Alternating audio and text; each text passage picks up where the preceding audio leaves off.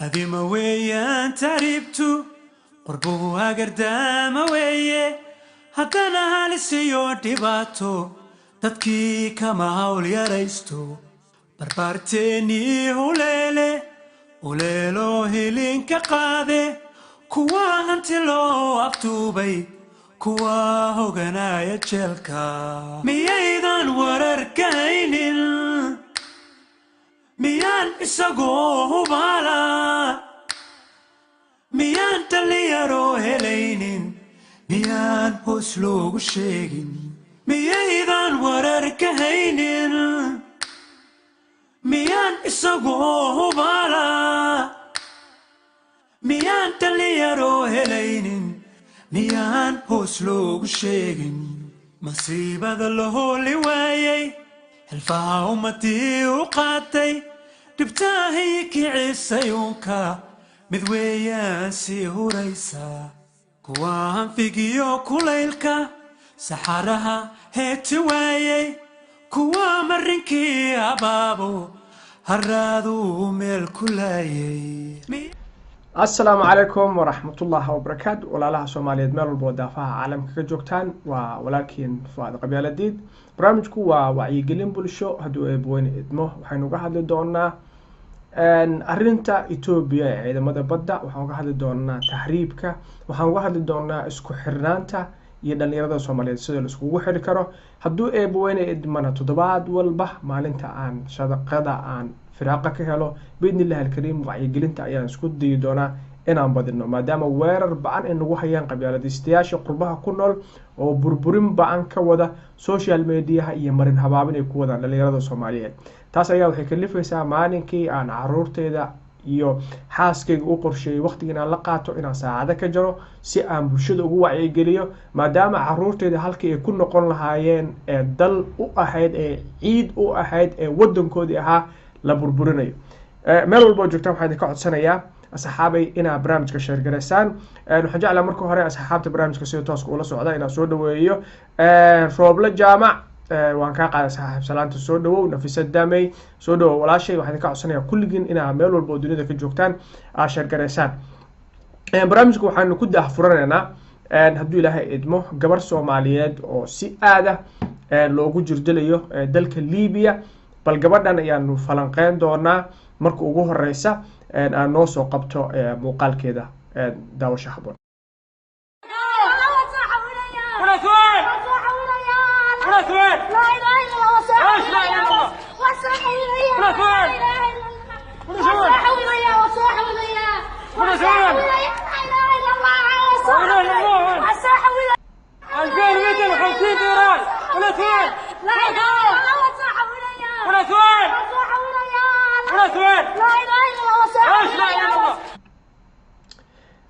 صحابي طبعا waxaa aragteen gabadhan la jir dalayo waa gabar Soomaaliyeed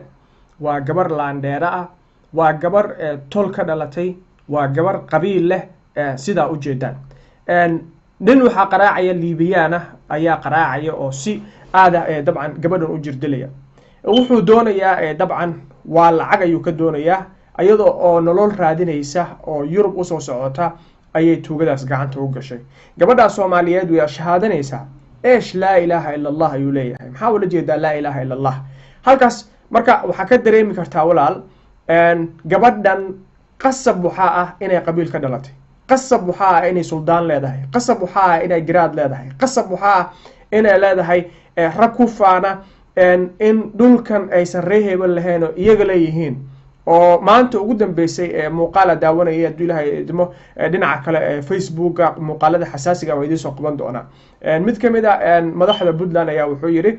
dhulka Sool hadii Ingiriis Somaliland oo yiri idinka iskale annaga Ilaahay baa nagu yiri idinka iskale waa dhulkii Soomaali wada lahayd wax xasaas la leeyahay marka gabadhan oo kale tusaale waxa ugu soo qaatay tahay waa qasab inay qabiil ka dhalatay waalidkeedu uu ku soo koriyay waxa tahay laandheere adiga Soomaali ugu laandheeraysan adiga dhulkan iskale saasi tahay gabadhii fursad iyo nolol waxay ka weysay wadankeedii Soomaaliya waxayna door biday inay ka tahriibto nolosha ay khatar geliso ayadoo Liibiya dabcan inay ka sii tahriibto rabtay tuugadaas ay u qacan gashay saas ayaa loo dilayaa ma jiro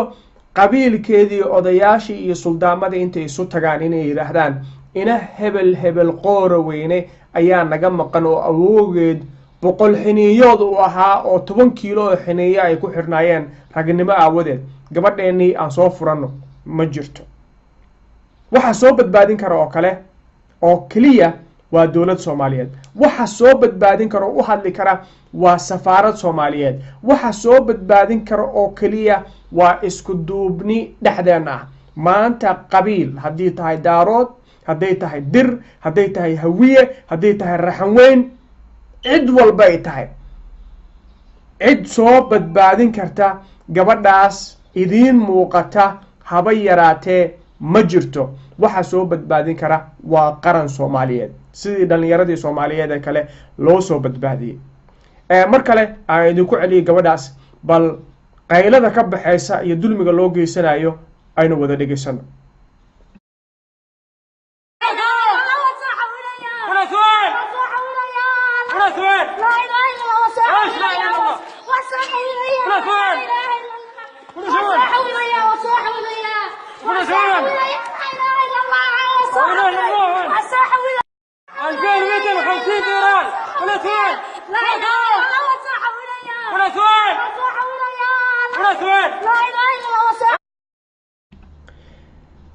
dabcan waxaan rajaynayaa in gabadhaas dhibaatada ay marayso qof walba oo inaga mid ah uu fahmi karo xanuunka ay leedahay gabar Soomaaliyeed in sidaas loo jirdilo haddaba walaalka Soomaaliyeed sida tooska ii daawanayo ilaahay baan kugu dhaarshay haddii gabadha Soomaaliyeed uusan qabiilkeeda soo badbaadin karin maanta oday Soomaaliyeed u hadla oo dhahaya gabadhan annagii naga dhalatay uusan jirin oo maanta qabiilka uu yahay waxa annaga isku dilmina isku liidno midaan ku sheegno inaan la guursan karin midaan ku sheegno inuu yahay laangaab oo midba midka kale uu ku dhagan yahay hubka annaga aan isu haysano xuduudaheena aanan difaacan karin dadkeena oo aanan qiimo aanan u yeelaynin dhiigga qofka Soomaaliyeed uu qiimo beelay rabbi ayaa idinku dhaarshay qabiilka ah ku faantid oo ku faantamaysid aniga daarooda ahay hawiya ahay ee kana ahay kii kala ahay ku faantamaysid muxuu ku tarayaa walaal haddii gabadha Soomaaliyeed aysan maanta heli karin suldaan ama garaad u istaaga ama xildhibaan yiraahda xildhibaanada lagu soo doortay qabiilka ee maanta dawladda qabiilka ku fadhiya wasiirada qabiilka ku fadhiya aan laga helaynin mid yiraahda gabadhan yay tahay waa ina iyo sidee ku soo badbaadinaa gabadheena dhihi karin muxuu walaal qabiilka ku tarayaa walaalka Soomaaliyeed ee dhibkaas gabadhaas ay marayso soo maray ee fursad u helay inuu Yurub ku noolaado Mareykan ku noolaado Canada iyo Australia ku noolaado wadan nabad inuu tago ka shaqeysto daryeel caafimaad helo caruur ku dhala ama geystay iskool bilaash ay ugu maqan yihiin sidee colaada dalkaaga u hurinaysaa walaal sidee colaada dalkaaga u hurinaysaa sidee dalkaaga ugu noqonaysaa cadow afkiisa ku burburiya waxa naarta lagu galo nabigeena sallallahu alayhi wasallam noo sheegay waa carabkaaga wax ayuu burburin karaa wax ayuuna dhisi karaa afkaaga ereyga ka soo baxa wuxuu noqon karaa mid aad qalbi ku hanato ama aad ku weydid sidee wadankaaga ugu quurtaa inaa burburisid inaa social media u isticmaashid cay inaa maanta oo dhan aad ka hadashid qabiil oday dhintay inaa ka hadashid oo qiimo ku lahayn qabiilkaaga xitaa kuma iibinayaan haddaa dhahdid qabiilkan difaacaya social media hal telefoon oo leef aad ka soo gashay taas xaqiiqa marka walaalayaal maxaynu u baahannahay waxaynu u baahannahay isku duubni waxaynu u baahannahay midnimo waxaynu u baahannahay isku xirnaan waxaynu u baahannahay danta guud inaan u istaagno oon ka hadalno oon idhaahno qofka Soomaaliga sidoo qiimo ku yeelan karaa qofka Soomaaliga sidoo qiimo ku yeelan karaa dadka Soomaaliyeed say isu jeclaan karaan dadka Soomaaliyeed sidee u midoobi karaan dadka Soomaaliyeed sidee isku ujeedo iyo hadaf loo noqon karaa qabiilkan odaygan dhintay ee aan ku dhaganahay halkeen dhinac iskaga dhig karnaa sideen dhinac ugu dhignaa sideen ku noqonaa bulsho u dhiiran oo u diyaarsan horumar oo waxa ay soo barteen waxa ay soo mareen wax ka barta وحاجة قصيرة إنه يدلو داقو وأنا كوسابسن قوس كيجا فميل كيجا كوسابسن أذاك يا أبوه الله شيء أن حلقي الدجالة سكية بلودان وحود دجنا كسمايل أو فميل كيجا يوبدينهن يا جار كده أو أذاك أذاك يا رج صاحبتي ساقبتين قبيل أوديس ورشدي هلبك كسمايو أو مركز شقين يسأيا لجوري دوال الشيد رب تاجنا أو جوب جوجا هاي كشيكي ساسي تهاي دور جربا قار فميل كي يعني كمدة المادة الردية وحي وسع العليان فهذا ماشي على هاي قبيلات على قتكو قبيلاتنا على هاي سو مو أجد أذيركا إن ري هبل أي دلين سيدا قبيلات لوجا تجايا أذيركا سو ري هبل كمان مقنو سو ما يسندلين ما آمن سنة أذيرك يعني جا ري هبل إن أي دلين أذيرك وحنا آمن سنة هاي رج دلميا رج مصيبة قبيلة استيالة قلبي جود قرمي شيطان وأديك سنة إن أي أذيرك دلين ما آمن سنة أذيرك ري هبل يا دلين ري هبل وحمد دلان وحبنا مد الميان لكن قف كمدة أيام مقعودة برش حار لمريا قبيل ما وناكسنا قبيل محمى لكن قف وناكسن أيا قبيل كذا لنكرا قف حنا وكذا لنكرا فعل كانوا يحكوا حريها قفك لكن مرة كمحرنا أن محايدة هذا كمحرنا أن قبيلك أن لنا أن صحابتي يجوا جعل برنامج كخفك تلاف كانوا وقع قاتان يجينا فرصة السين هلا السلام عليكم عليكم السلام برنامجك laga hadlayo maxaa waaye su'aalo wili ma fiican u dhageysanayna walaasha waxa ka hadlaynaa sidii dhalinyarada Soomaaliyeed ay iskugu xirmi lahaayeen saamid u noqon lahayn sida aan u midoobi lahayn sida danta guud ugu istaagi lahayn taas ayaan ka hadlaynaa okay wacyigelintaas ku saabsan tahay si wanaagsan waxaan leeyahay aniga kulli taba yani bulshada Soomaaliyeed kuwa isku xiran oo dhalinyarada horta dhalinyarada ayaa wadanka horumar gaarsiin karto sax dibna u dhigi karto si wanaagsan marka waxaan leeyahay dhalinyaro aan kacno yani dadkii siyaad baraka dambeeyay wixii dhashtay waa waxa wadanka hadeertaan qasaay ma fahantay si wanaagsan ayaka la adeegsanaya oo la dhibaya laakiin waxaan leeyahay dhalinyaradeena hadaa isku xiranahay oo mowqif aan ka taaganahay dadka bacaha u taagan ma aragtay sax horumar ayaan gaarayna leeyahay intaas ayaan ra'yi ahaan ku darsanaya sax hadaa daawanayso sidoo kale ama hadda muuqaalka shashada u jeedid gabar Soomaaliyeed oo dhulka lagu qaraacayo oo nin Liibiyaan oo dhulka ku qaraacaya dabcan aad u jeedaa oo lacag laga doonayo mindi uu haysto si xun u jirdilayo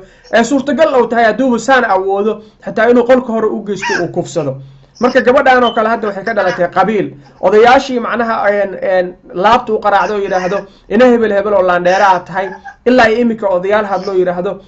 waxa naga maqan dhalinyaro reer hebel oo tahriibay oo aan lacag u ururinayna oo is abaabulo oo Liibiya aado oo wax soo daaya maana arag marka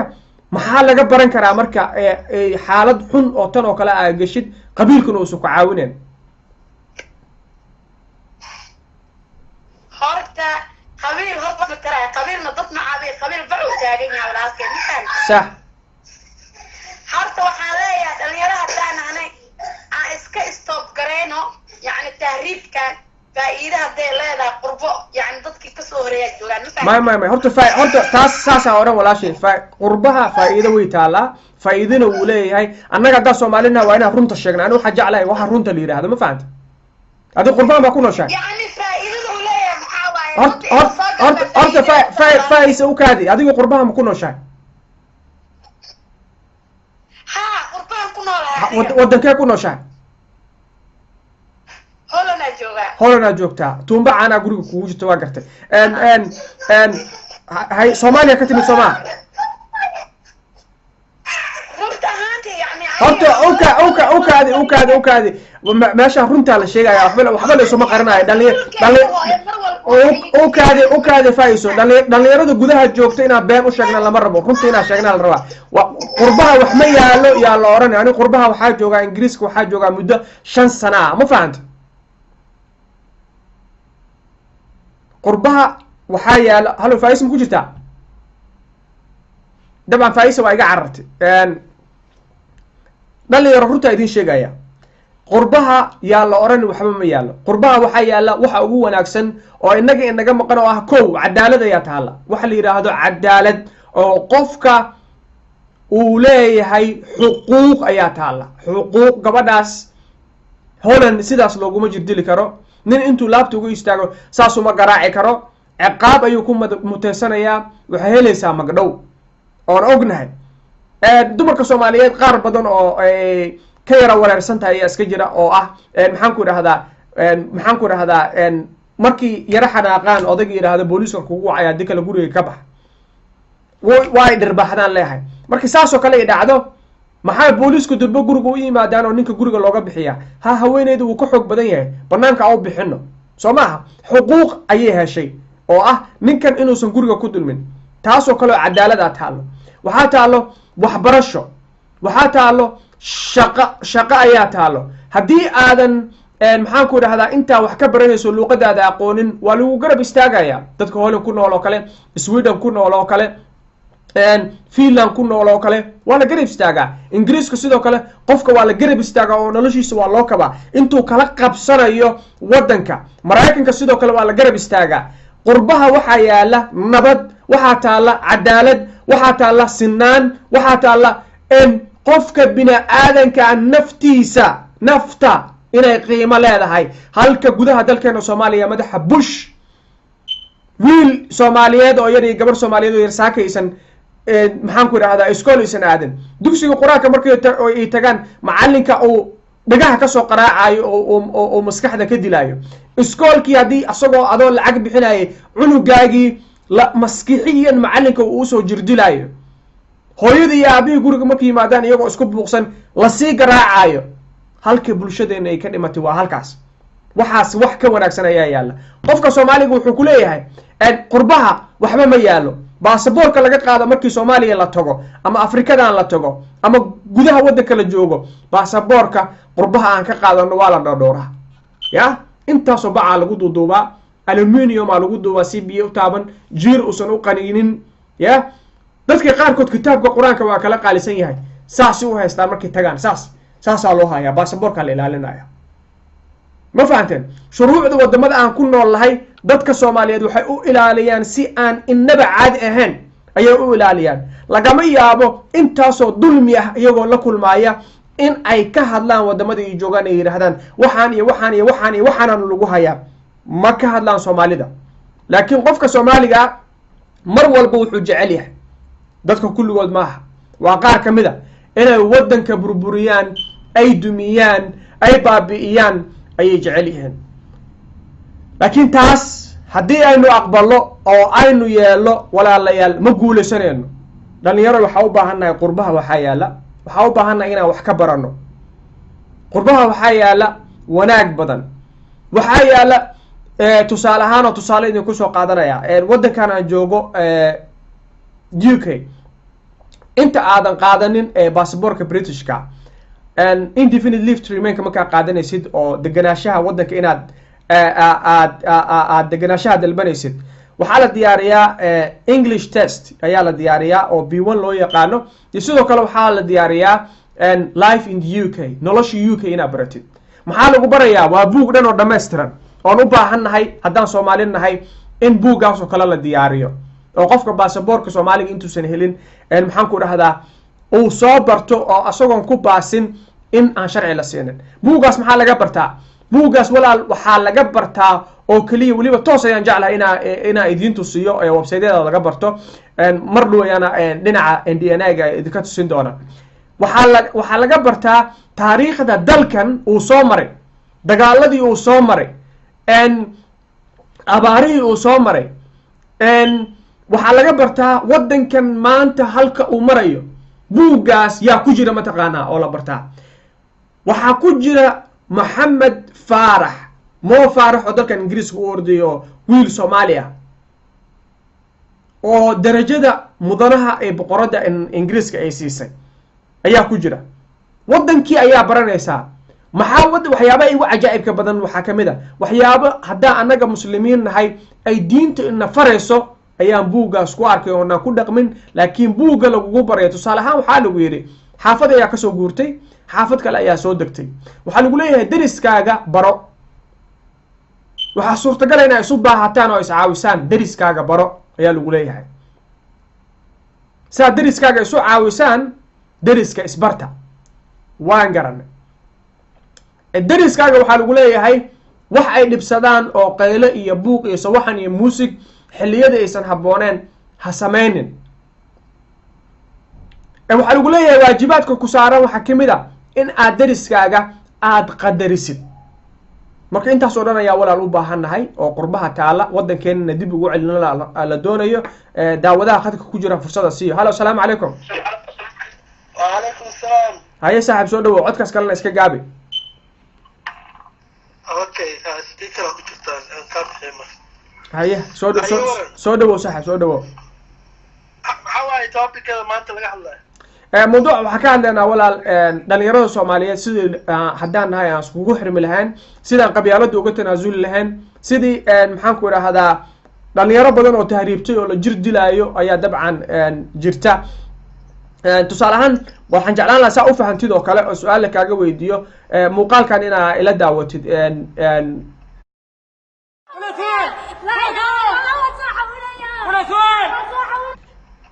dabcan halkan iminka waxaa arki kartaa gabar soomaaliyeed oo la jir dilayo aadna u qaylinaysa bal dhawaaqeeda aan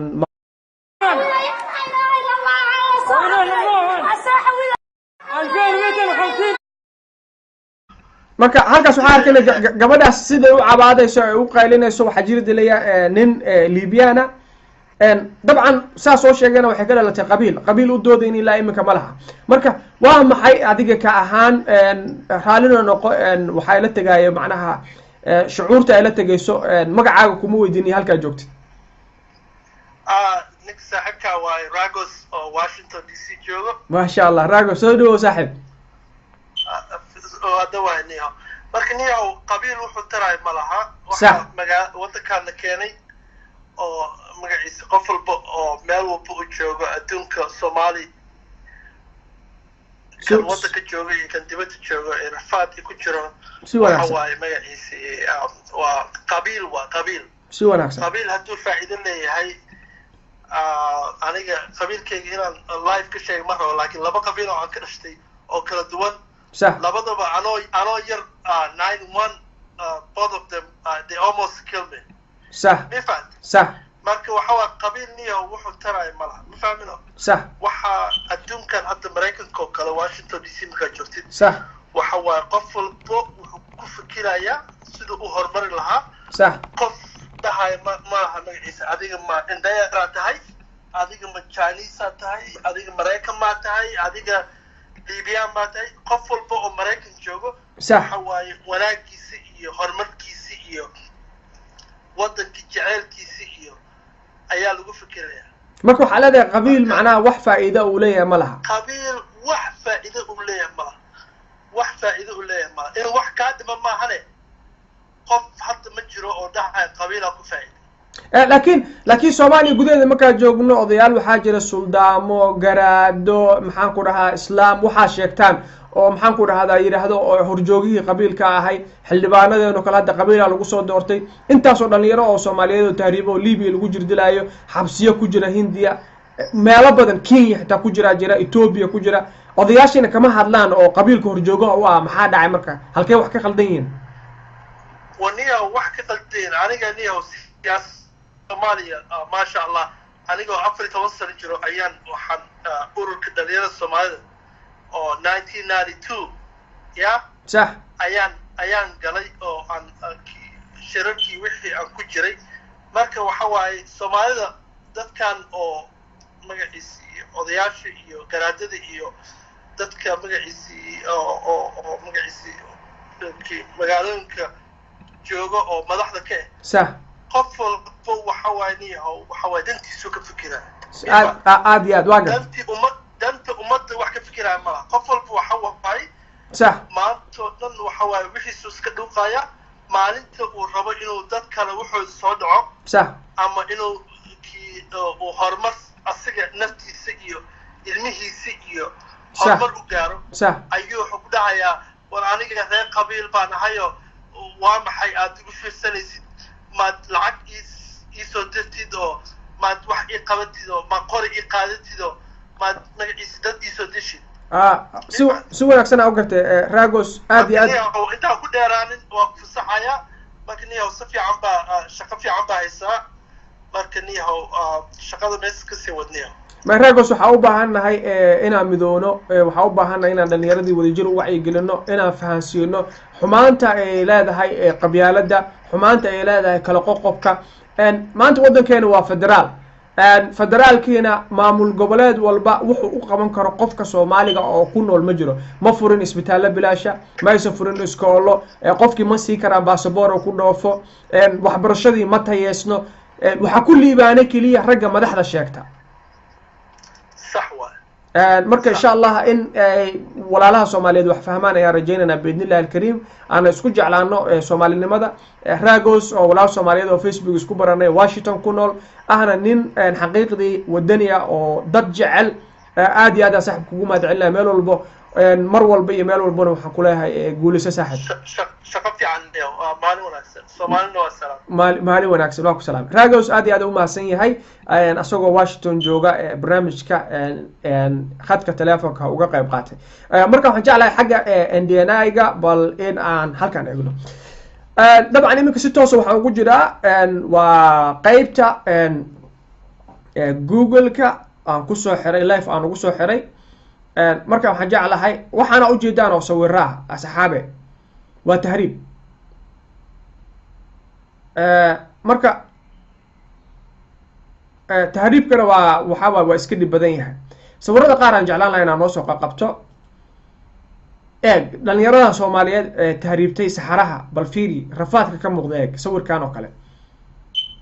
rafaadka ka muuqda iyo dhibka ka muuqda anigu malihi dhalinyarada Soomaaliyeed yaan la tahriibin halkan dabcan waa Yemen imisa mayd oo dhalinyaro Soomaaliyeed ayaa ku muuqata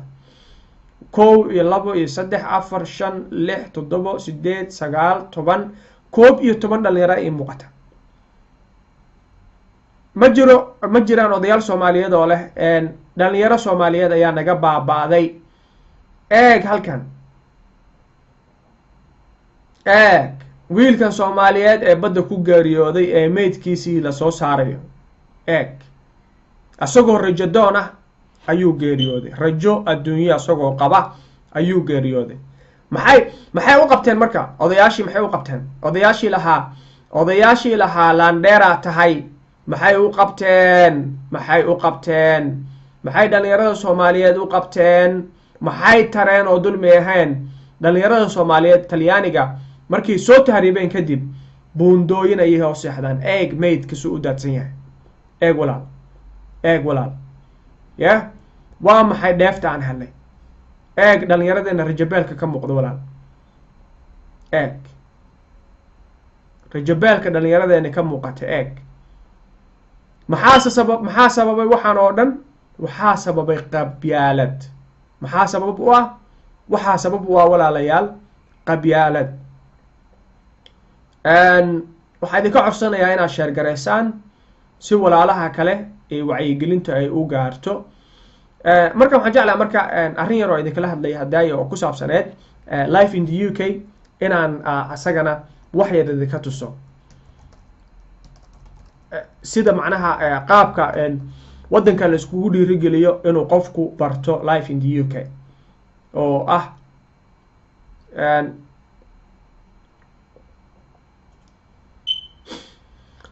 dabcan si toos ah ugu jeedaan buuggan iminka arkaysaan ayaa waxaa la yidhaahdaa life in the UK buuggaas ayaa laga bartaa waxaana laga bartaa oo keliya waddankan taariikhdu uu soo maray waxaan jeclahay websaydyada laga barto qaarkood inaan gallo si aynu u aragno hadda waxaan ku jirnaa websiteka ayaan gallay bal waxaan arkaynaa maadaama soo bartay alxamdulilah ilaahayna ii fududeeyaa kusoo baasay baa waxaan jeclahay bal inaa halkan aan eegno maxaa hadda wadankii dadkii la baraya hadda su-aashaan ina hortaale waxaa la yidhi which of the flowing is a part of the UK kuwan soo socda kuwee UK ka tirsan waxaa lagu siiyey Wales, Canada, Channel Islands iyo St Helena waxaa UK ka tirsan oo kaliya Wales haye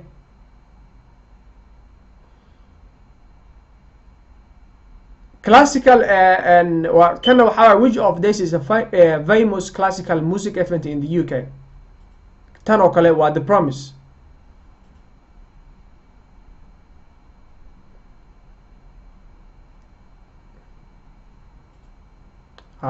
tan falso marka meelaha waxaa raadinayay ugu muhiimsan sukuwan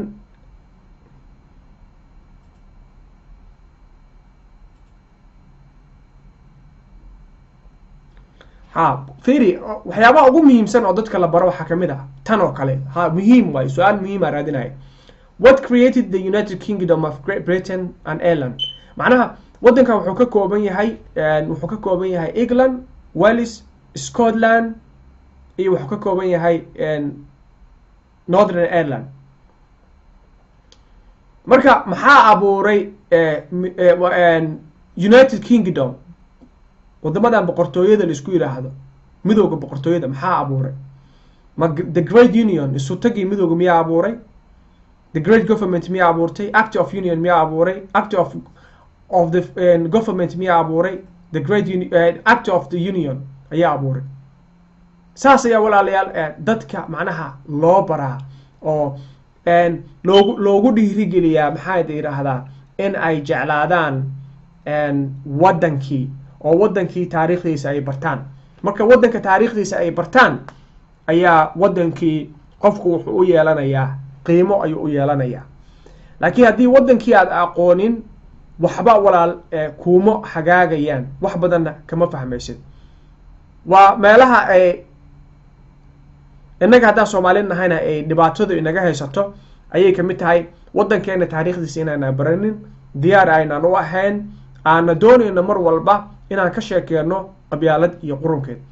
marka waxaan jeclahay inaan inoo soo qabto hees wacyigelin bulsho tahriib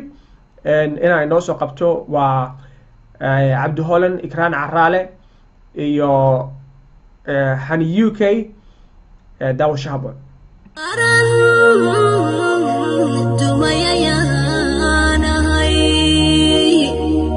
وقبيل كتل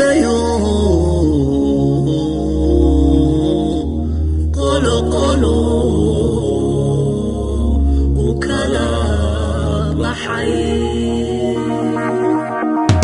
بولشوي بولشوي بولشوي بولشوي بولشوي بولشوي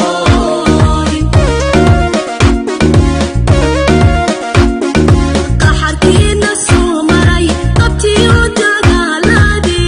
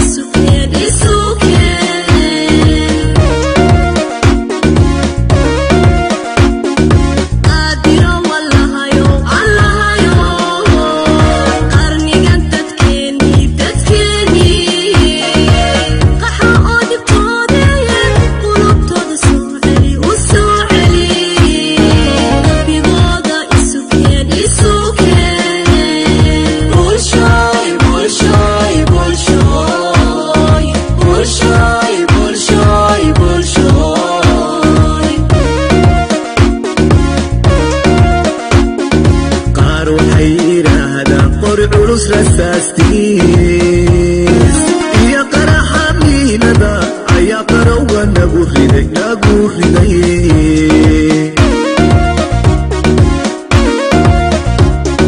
qaar waxay yidhaahdaan qori culus rasaastiin iyo qaraxa miinada ayaa qarowga nagu riday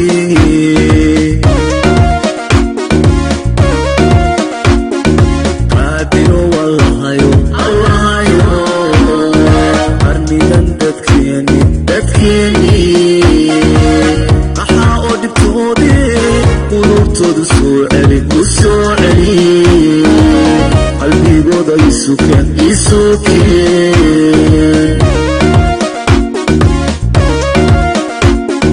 qaadiro wallahayo qarnigan dadkeeni qaxaa oo dhibtoode qulubtoodu soo celi qalbigooda isukeen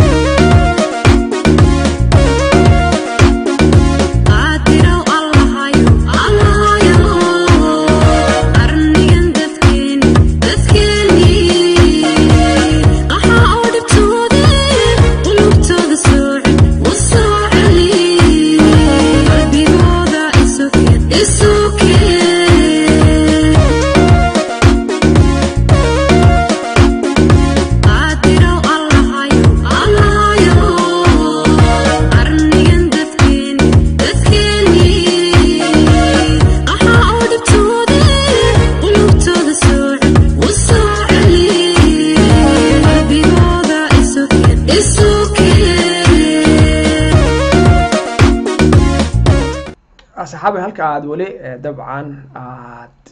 igala socotaan waa profilekayga Fuad Qabyaaladiid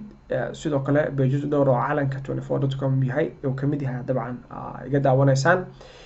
barnaamijkeena wuxuu ku saabsan yahay wacyigelin bulsho sidii dhalinyarada Soomaaliyeed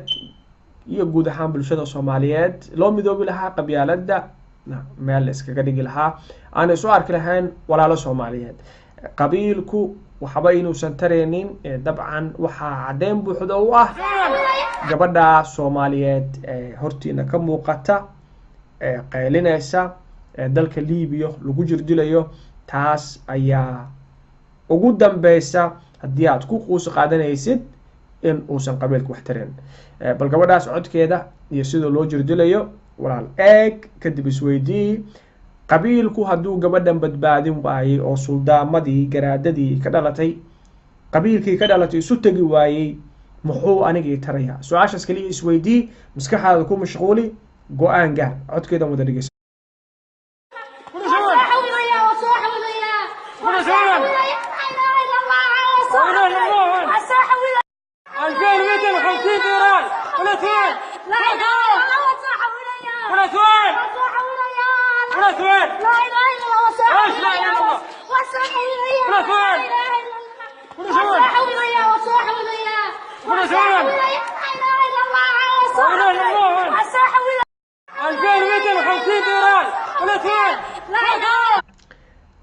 dabcan gabadhaas qaylada iyo cawaadka ka baxaya iyo jirdilka loo geysanayo waa lacag laga doonayo awgeed haddii ay lahaan lahayd qaran xoogan oo awood leh oo wadankeeda qabyaalad iyo qabiil lagu burburin lahayn gabadhaas saxaraha may door bideen laakiin baasaboor qurux badan oo Soomaaliyeed ayay dunida meesha ay doonto ku tagi lahayd kaga soo shaqaysan lahayd wadankeedana ay si nabad ugu soo noqon lahayd laakiin maxaa sababay waxaa sababay qabyaalad waxaa sababay isla qobweyni waxaa sababay dulmi maxaa sababay in ay tahriibto oo ay nolosha door bido Liibiya aado waxaa u sababa ragga Soomaaliyeed oo anigu kuwan ka ah sababtoo ah gabdhaha Soomaaliyeed gudaha dalkeena waa lagu kufsadaa waxaa macquula inay niyad jabtay cadaalad ay raadinaysay waxaa macquula inay ka dhalatay qoys danyar ay ku haminaysay hooyada iyo aabaha iyo walaalaha u soo shaqee waxaa suurtagal ah inay ahayd gabar waxbarasho jecel oo ay hami fog lahayd intaas oo dhan qabiilkeeda iyo tuuladeeda iyo gobolka reerkeedu yiraahday annaga iskale way ka weyday qadartuna waxay noqotay kuwaas xaasidiinta laakiin qaarkeen ku faanaan carab ayaan nahay oo haddii aad carab wax ka sheegtid naarta inaad gelaysid u maleeya inay u gacan gashay saas u galaan taas waxaa sabab u ah qabyaalad isweydii marka walaal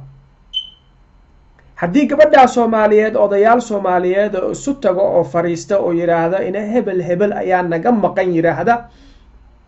lacagta laga doonayaa ururina gabadheena aan soo celino ama gabadheena Yurub aan geeno la helaynin waa maxay faa'iidada aad qabiilka ku qabtid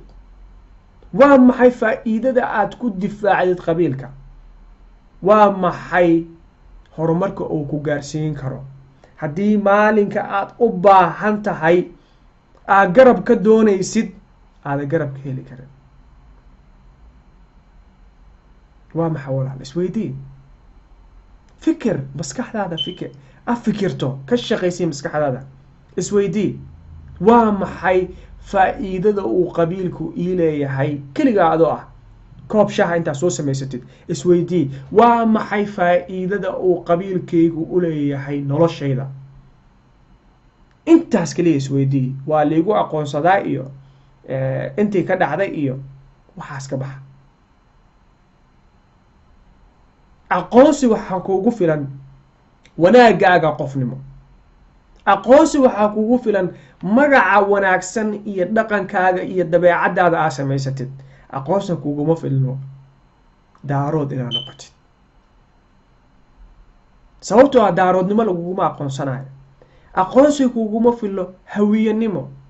hawiye ma lagugu aqoonsanayo aqoonsi kuuguma filno dir inaad noqotid aqoonsi kuuguma filno jareernimo aqoonsi kuuguma filno raxanweynimo aqoonsi kuuguma filno waxaasoo dhan aqoonsi maxaa kuugu filan aqoonsi waxaa kuugu filan qofnimadaada inaad dhahdid yaan ahay maxaan aqaanaa alla ka cabsiga qalbigayga ku jira intuu la eg yahay dadka sideen ula dhaqmaa qalbiyada aadanaha sideen ku kasbadaa taas ayaa aqoonsi kuugu filan walaa laakiin markii aad tahay daarood waa la kala baxayaa tusaale yar idiin sheegaya macnaha runta haddaan la sheegin been ayaa noo qarsoon waxyaabahan horumarka la gaari weyno wacyigelinta la socon weysana taasaa ka mid a tusaale xabad maanta inaa usii dejiyay jecla kaba soo qaad gabadhan haddii la yidhaahdo hadda waa daarood waxaa la isweydiinayaa daarood ay ka tahay tusaale ahaan si caawimaad u hesho waxaan dhahnayba waa majeerteen waxaa la leeyahay majeerteen ayay ka tahay waxaa dhahnay gabadhan majeerteen ree mahad ayay ka tahay ree mahad ayay kasii tahay waxaan dhahnay gabadhan tusaale ahaan waa hawiye ayay ka tahay abgaal ayaan dhahnay abgaal ayay kasii taha la leeyahay waxaan dhahnay gabadhan waa raxanweyn ayay ka tahay gabadhan waxaa dhahnay waa jareer ayay ka tahay gabadhan waxaa dhahnay waa gabooye ayay ka tahay ma degayso macnaha xaaladii ma istaagayso qabiilkaaga asaga isu yaqaana laangaab hadda puntland waxaa lagu eedeeyaa hal reer ayaa xilka madaxweynaha ku taagan laakiin dadka kale puntland waxay u arkaan inay hal qabiil yihiin somaliland hadda maxaa lagu eedeeyaa hal reer ayaa qabiilka haysta dadka kale maxay u arkaan inay hal qabiil yihiin jubbaland hadda maxaa lagu eedeeyaa hal reer ayaa madaxweynaha haysta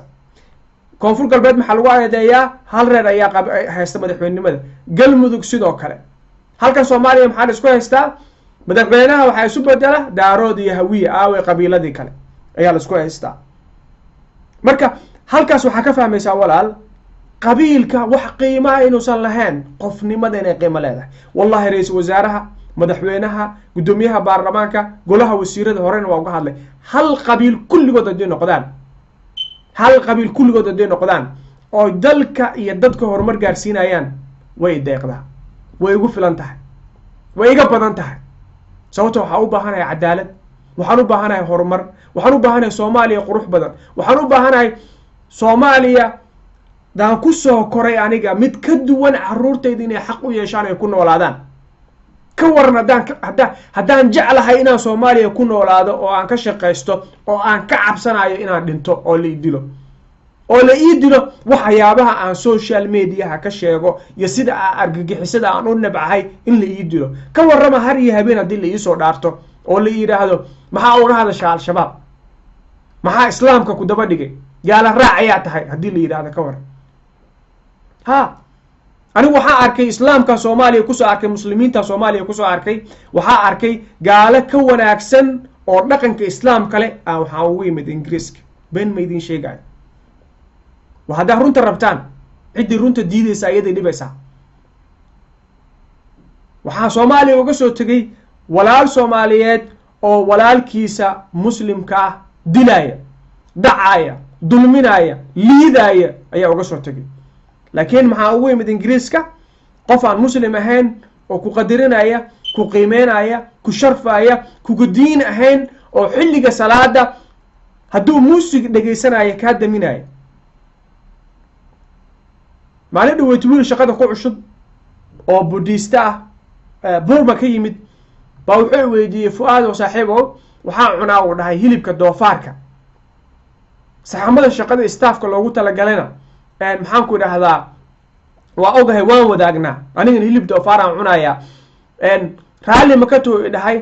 inaa saxan kaan aan calaamadaysto oo aan wax ku cuno fiiri qadarinta qiimaha macnaha qofkaas siduu kuu qiimeynayo oo kuu sharfaayo walaal eeg rabbiyaan kugu dhaarshay eeg ma aha macnaha xitaa christian ma aha waa mushrig waayo xitaa lama guursan karo waa kuwa buddha caabudo dabka caabuda laakiin qalbigiisa macnaha qadarinta iyo qiimaha qofnimo ee ku jirto ayaa waxay tahay cajaa'ib waxaa idhi saaxib saxan aan calaamadaysanin saxankaaga doofaarkaaga ku cun ha dhowto dhaq biyo kulul iyo shaambo ku dhaq dhib male anigana waa ku cuni doonaa marka maxaa loo baahan yahay inaan la isyasin maxaa loo baahan yahay in la isqadariyo maxaa loo baahan yahay inaan noqono bulsho dhiiran oo fahanta qabiilkan waxa uu yahay fahma hadduu wax taraya qabiil waa taas saasaa loo jirdilayaa u cabaadaysaa yaa badbaadinayay soo wacaysaa hooyadeed iyo aabbaheed iyo walaalaheed waxaaba macquula inaysan aabbo lahayn oo aabbaheed qabiil aawadiis loo dilay in walaalkeedii weynaa qabiil aawadiis loo dilay inaysan hooyadeed waxba haysanin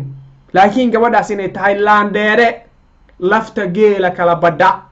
inay tahay markay soomaaliya joogto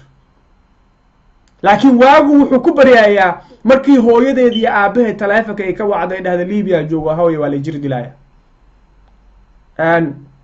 mar kale codkeeda ama maqallo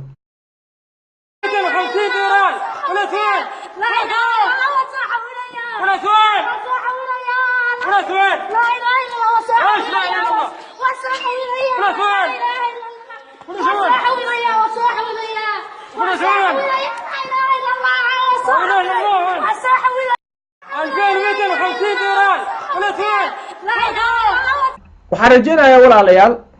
dhawaaqa gabadhaas qof walba oo soomaaliya inuu qalbiga ka taabanayo qalbiga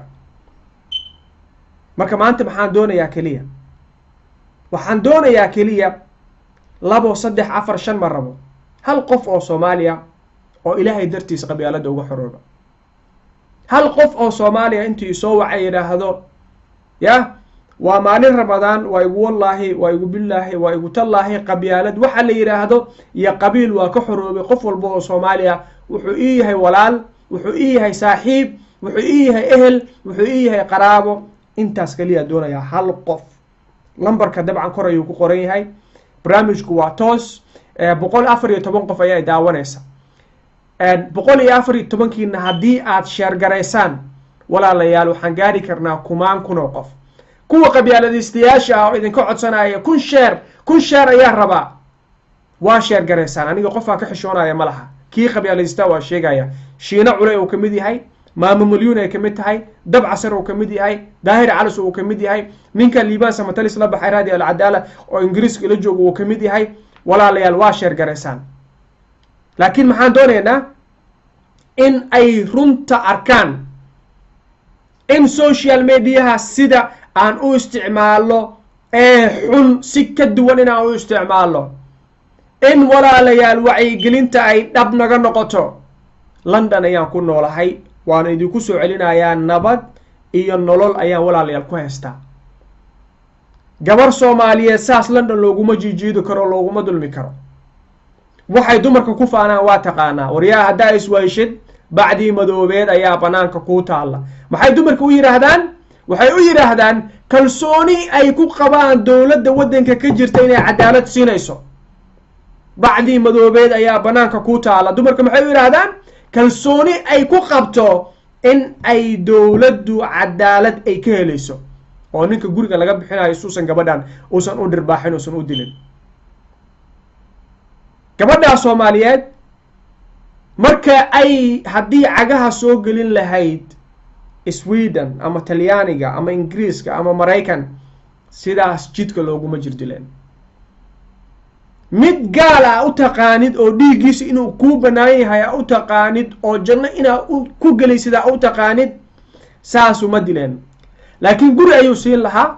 caafimaadkeeda ayaa la baari lahaa waa la ciseyn lahaa waa la sharfi lahaa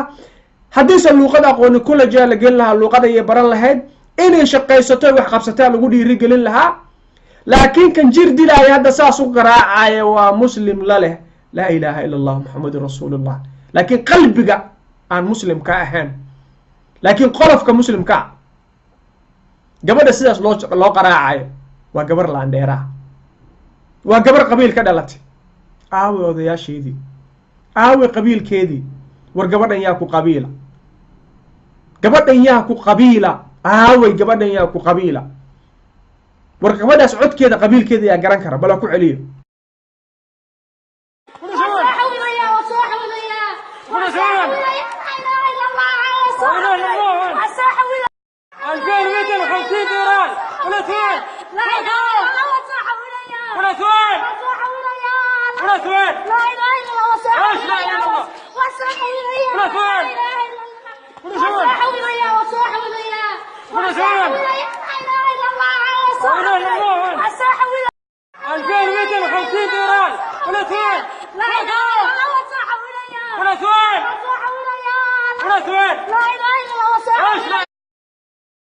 waxaan rajaynayaa inaad wareertay oo isleedahay war gabadhan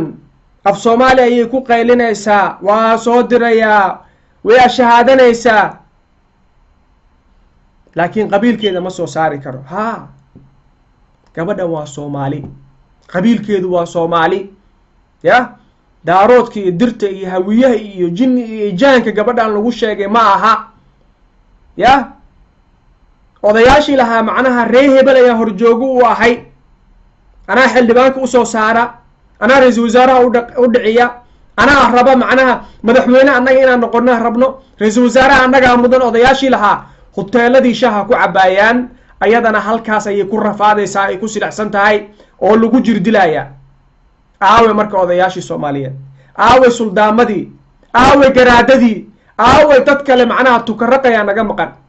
ingiriiska noo saxiixay tukaraqa naga sooliye sanad ilaahay baa yiri idinka iskale aaway raggii lahaa gabadhan ma ka maqan tahay ma isweydiiyeen gabadhan yii tahay ma isweydiiyeen aniga bejkayga qabyaalad uguma talagelin boqorka baashaalka moha fursada ku siinaya walaal mar dambe ha soo qorin haddaa qabiil bejkayga kusoo qortid been kuma sheegayo walaal macaan waxaan ku qasbanahay inaan blog kaa saaro waxaa meeshan kula dagaalamaya waa qabiil iyo qabyaalad haddaa qabiil iyo qabyaalada bejkayga kusoo qortid fadlan bil ramadaan qof inaa blog saara ma rabi kuwii hore u saaraan ka qaaday tartiibtaada dhagayso wacyigelinta inay maskaxdaada gasho haddaa dood qabtid lambarkayga meesha ayuu ku qoran yahay lambarkayga toos u soo wac waa haddaa dood qabtid haddaa facebook saaxiib igula tahay messengerkayga soo wac haddii kalena maxaan ku idhahdaa lambarkayga ayaa meesha ku qoran toos u soo wac inaa barnaamij ka qayb qaadatid aragtid oo dood aa qabiilka ka qabtid laakiin walaal marnaba ma rabo aniga halkan qabiil in lagu soo qoro ya jeegaanland iyo maxaan ku idhahdaa isaaq iyo maxaan ku idhahdaa daarood iyo hawiye meeshaan in lagu soo qoro halka mar ay ogolahay waxay tahay in ay wacyigelin tahay gabadhan qabiilkeeda waa soomaali oday ay ku qabiil tahay oo wax u qabanaya ma laha waxay u baahan tahay ummadda soomaaliyeed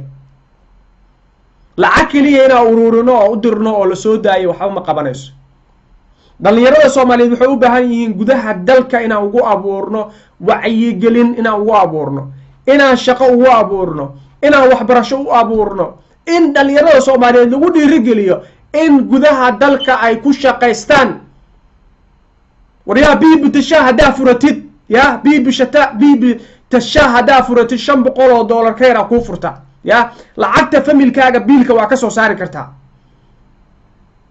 war yaa haddaa samaysatid talaajad maxaan ku idhahdaa jalaato ku iibisid adoo jaamacad dhiganayo adoo dugsi sare dhiganayo waa ku soo saari kartaa laakiin dhibaatadan haysata maxay tahay dhibaatadan haysata waxay tahay in aan aaminsannahay inaan nahay laandheere aan loo marnaba u qalmin shaqooyinka qaarkood inuu qabto laandheere shaqooyinka qaarkood inuu qabto aan u qalmin inaa isla tahay oo lagugu soo koriyey adigoo jaamacad dhiganayo anoo jaamacad dhiganayo si aniga kabalyeeri u noqdaa anoo jaamacad dhiganayo sidee u noqdaa aniga biibita shah uga shaqeeyaa anoo jaamacad dhiganayo ayaa ku faantamaysaa laakiin xaalku saas maaha waddankan macdonalds meelaha loo yaqaano macdonaldka dhalinyaro master diyaarinayso ayaa ka shaqeeya maqaayadahan kulli kabalyeerika ya kulli kabalyeerika aniga fuaada waa kasoo shaqeey macdonald waa kasoo shaqeey laakiin dhibaatadii jirta waxaa waaye oy wax ka hagaagi leedahay qurba joogtu waa faanayaan mid walba wuxuu ku leeyahay xafiiska madaxweynaha ee waddankan joogaan ka shaqeeyaa ninka madaxweynaha waraaqaha iskugu tootoosiyaa ahay shaqadoodii ka been sheegayaan kulligood way qarinayaan tii dumareed shaqadeeday qarine kii nin ahaa shaqadiisu qarina dhalinyarada waddankii beenaa loo sheegaa telefon maxaan ku dhahdaa contract lagu qaatay oo buga maxaan ku dhahdaa waxaa lala aadayaa soomaaliya markii la tagana baasaboorka la qaqarinaya markuu weydiina waxaa la leeyahay maya qurbaha balaaya ka jirto nabad ma taalo nolol ma taalo waa meel lagu baaba'ay a isku aadin annaga hadda kasoo guureyna saasay tahayna kama guurayaan baasaboorkii kama tanaazulayaan waa haystaan marka walaalayaal maxaan u baahannahay waxaan u baahannahay inaan isweydiino halkeen u soconnaa maxaan doonaynaa maxaan rabnaa barnaamijka guud ahaan wuxuu ku wajahan yahay wacyigelin bulsho inaan annaga isfahanno isjeclaano war waa maxay qabiilka danta igu jirta daawadaha khadka jecel inuu ka qayb qaato aan siiyo fursad halo asalaamu calaykum haye soo dhowo walaa saaxib adiga camera ba iga soo wacdaba bal asxaabtana a kugu qabto si ay ku arkaan haye soo dhowo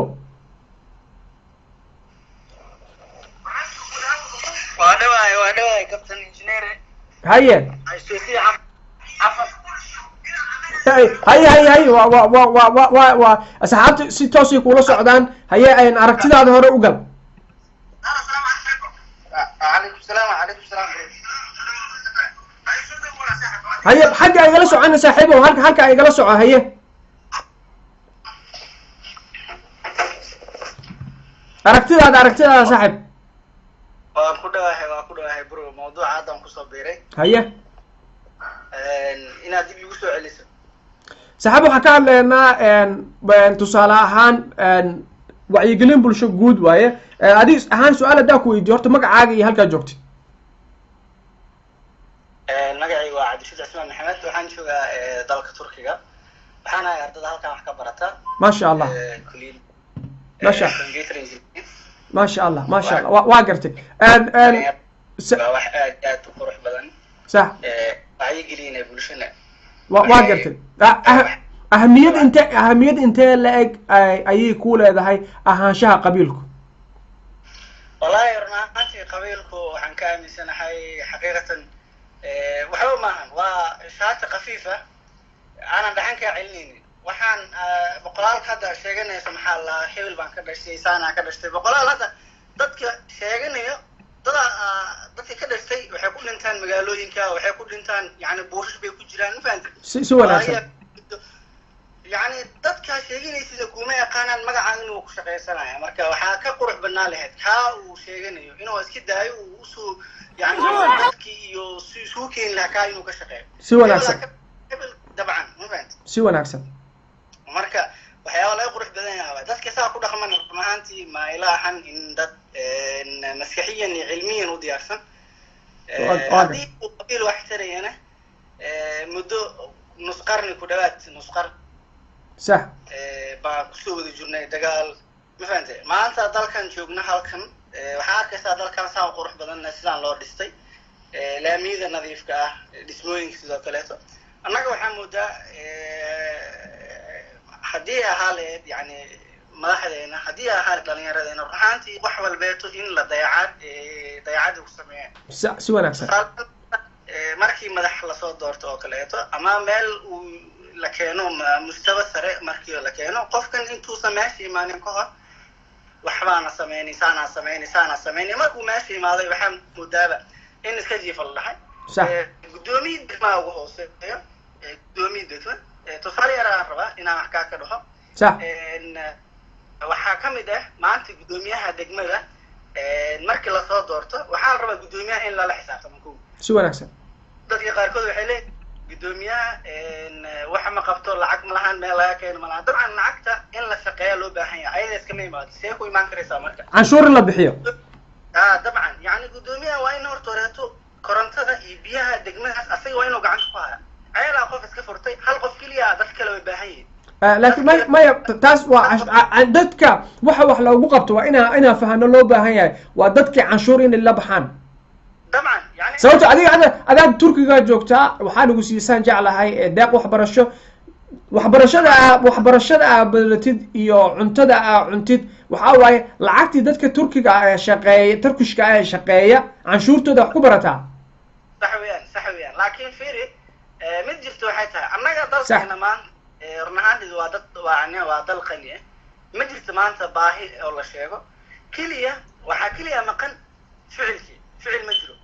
waxaa maqan naga maqan cadaalad iyo musuq maasuqa sidii loola dagaalami lahaa dabcan taa kow midda labaad waxaa moodaa wasaaradda arrimaha gudaha qaasatan inaysan yani hooleeda qabsanin waxaa ka mid ah canshuurta yani qofkan sidee looga qaadaa macnaha qof markii canshuur laga qaadayo wax badan uusan dareemeynin hadda soomaaliya hadda lacagta ugu hooseysa waxaa waaya ku shilin waay aad iyo aad maanta ku shilin haddaad bixisid soomaaliya maanta waxaa laga yaabaa inaad waxba dareemin laakiin qofkan uusan dareemeynin sax maxaa lahaa hadduu bixi jeebkiisa uusan ka dareemeynin laakiin markii uu bixiyana dalkii usoo laabanayso dadkii waxa loogu qabanayo asaga kow ka tahay waa in horta la sameeyaa wasaaradda number yani qofkan dalku u dhashay numberku ka yahay simikaarka uu maanta isticmaalayo sintiyaasha ku baxayo shirkadda hormuud lacagta ayadaa qaadato si wanaagsan waxaas oo dhan hadduu idmo barnaamijyo kale u samayn doonaa oo uga hadli doonaa laakiin maanta waxaan ka duuleyno waa wacyigelin guud tusaale ahaan dabcan haddii aad daawanayso oo kale waxaa jirta gabar libiya ku xiran oo si aada u jiirdilayaan rag maxaan ku idhahdaa libyana bal marka hore codkeeda aan dhegeysana gabadhaas sida ay u cabaadayso iyo dhibaatooyinka loo geysanayo kadibna su-aal ayaa kaa weydiin doonaa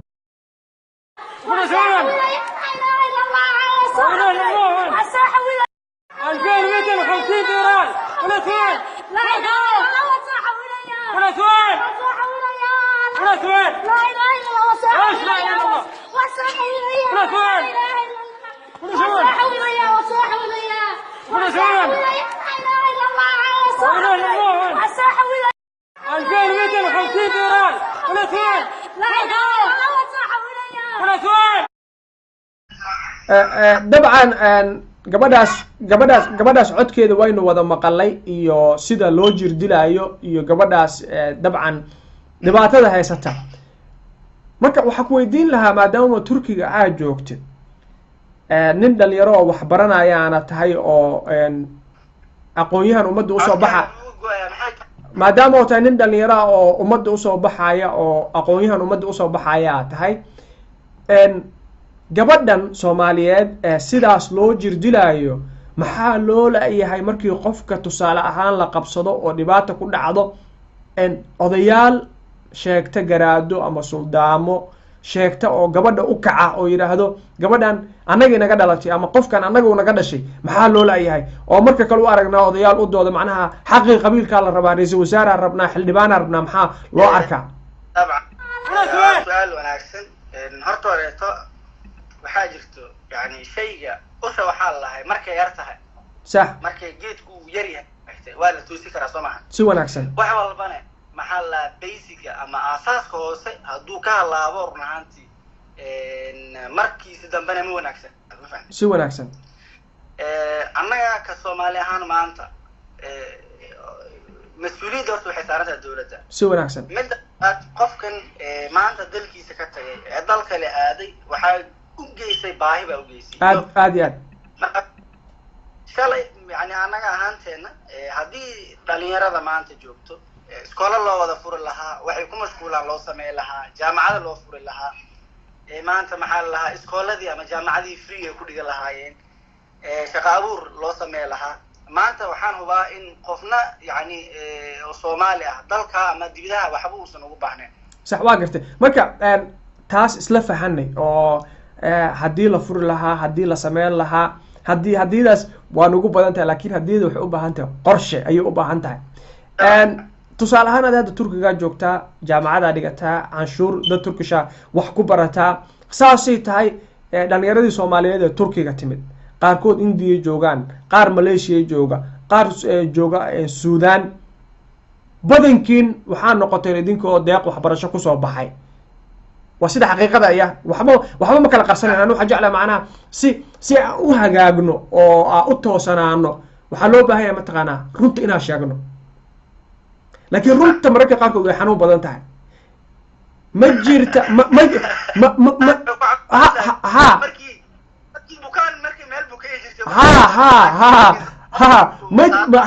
ma jirta ma jirta dhalinyaradii rajada laga lahaa ee deeqaha waxbarashada helay inay u kala baxeen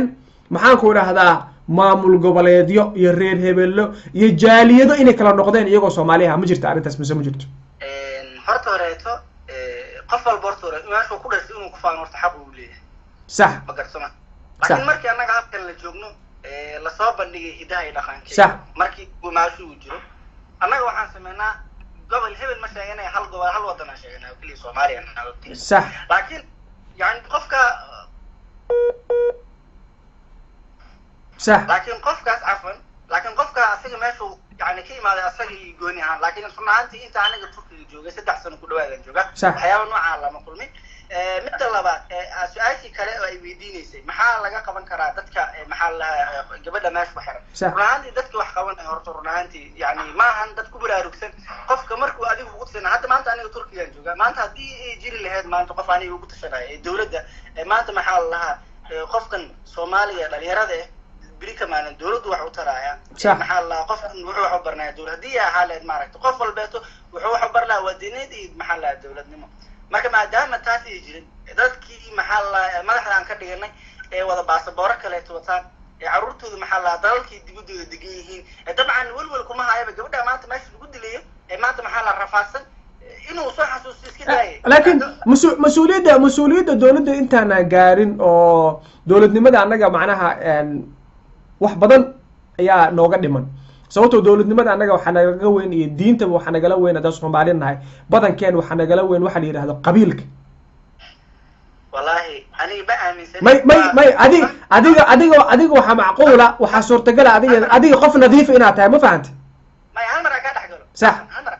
sax hadda maanta Soomaali oo dhan markii sax waa kula socdaa عفوا Soomaaliya dhan marka fiirisid maanta ma jirto yani waxaan dhan qabiil isku wada raaceen ma jirto ma fahanteen sax dadka qabiilka sheeganaya mata waa markii tusaalahan qof marka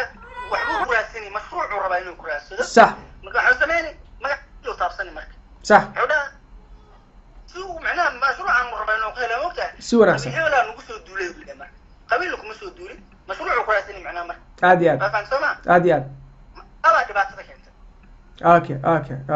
marka saaxiibkay ay la joogo asagana wuxuu leeyahay waxaan rabaa inaan laba kalmood ku darsado asagan kugu dhiibaa waxay igu dhib عليكم السلام ورحمة الله صاحب سودو مقعد ودوها براد مقعد وحسين عبد الله أنه حكمده عدد تركي وحك برتو ما شاء الله براد وحارب هرتو سؤاشي أو ديسي وأهد كبدان سيدان لو جرتي لايو معناها قبيل محوح وقبوعي صح سوى ناس صح هرتو قبيلك مركا لأركو ستح مرة هرتو قبيلك لأركا سومال هدانا هنا صح ومركي قبيل كله وقصو دولو أو دل قبيل تمرت دلنيرة دواي أضياش مال إسك فديان شاحودي وحود إسك عبايان إيجا دبعت ما هيست تبتدي وحكون على دلنيرة صح واقرت بركة أضياش إن ستح مر أي دلنيرة أصوب بعضها ومركي قبيل كله إن لا تجعل الربو أو نين دلنيرة إن قرلو ديبل الربو لين أضي قرك إنه قاعد تجعل مقلع واقرت طلبات ومركي أو أذي العك هي ستة oo qabiilku adi wax ka rabi macnaha odayaasha adi wax ku soo doonayaan labo ma sha Allah nin ajaayib ah tahay tasadxad markii saddexaad waa marka dhimatid oo diidaad soo doonayaan inta marka iiga la faa'iido kugu qabo intaba iiga la faa'iido ku qabo macnaha wax faa'iido dhalinyaro aan anaga wax faa'iido ah ku qabna ma jirto sax marka dhalinyarada Soomaaliyeed waxa kula talin lahay in ay iska daayaan oo ay fahmaan odayaashan lugooda aan ugu wadaan kontaksan ugu dambeeyay fitnada iyo dawlad la'aanta waxa ugu horeeyo waa odayaasha si wanaagsan sax waa odayaasha dhan ma odayaasha qaarkood boqolkiiba 90 sax marka dhalinyarada Soomaaliyeed waxa kula talin lahaa in ay fahmaan arrintan oo mar walba in iyaga loo baahan yahay ay ogaadaan aad iyo aad sharaftooda iyo muhiimadda ay leeyihiin waa inay ogaadaan aad iyo aad tan kalena waa barnaamijku waa la socday ilaa bilowgiisu waa daawanayay maasha Allah hadallo qurux badan ka dhawaajiso oo haddii qabiil wax taraayo waa maxay odayaal inay isugu tagaan ee gabadhaan dhihi waan gabar helayaan anaga maqan lacag isugu aruurina wax siino si wanaagsan macnaha waa hadda arrintan ku sheegay